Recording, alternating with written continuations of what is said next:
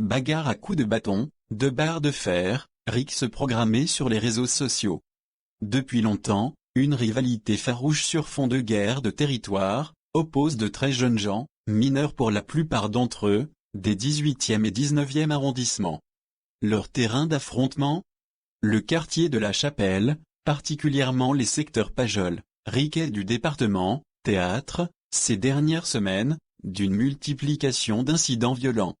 Au point que l'opposition, LR, s'est saisie du problème, pour le poser sur la table du conseil d'arrondissement du XVI, par la voix de Pierre Licia. L'élu parle de véritables déferlantes de jeunes, perchés sur des vélib dégradés, qui n'hésitent pas à en découdre au beau milieu des passants et des familles. Sollicité par de nombreux habitants excédés et inquiets de voir la situation empirer au fil des mois et au profit des beaux jours, la mairie du 18e a annoncé la mise en place d'une batterie de mesures.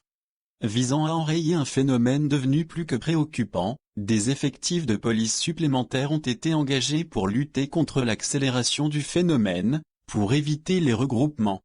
Surveillance des réseaux sociaux. Il y a également tout un travail de l'équipe dédiée à la surveillance des réseaux sociaux, à la préfecture de police, puisque ces jeunes se donnent rendez-vous via Facebook, notamment, a souligné Sarah Proust.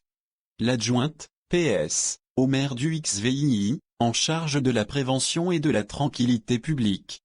Par ailleurs, le parquet de Paris a spécifiquement saisi, sur le sujet des rixes, un juge et décidé que soient accélérées les procédures judiciaires, à l'encontre de tous ceux qui ont déjà été placés en garde à vue, poursuit-elle.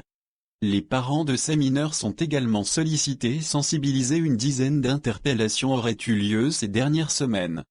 Mais dans le quartier Pajol, on garde un souvenir plutôt amer du dimanche 24 mai dernier, en début de soirée, deux bandes armées d'une cinquantaine d'adolescents se sont affrontés sous les yeux des passants et des riverains. Ils ont même bloqué la circulation, se souvient une riveraine qui prédit un drame et envisage même un mouvement de rébellion des habitants qui menacent de se faire justice eux-mêmes.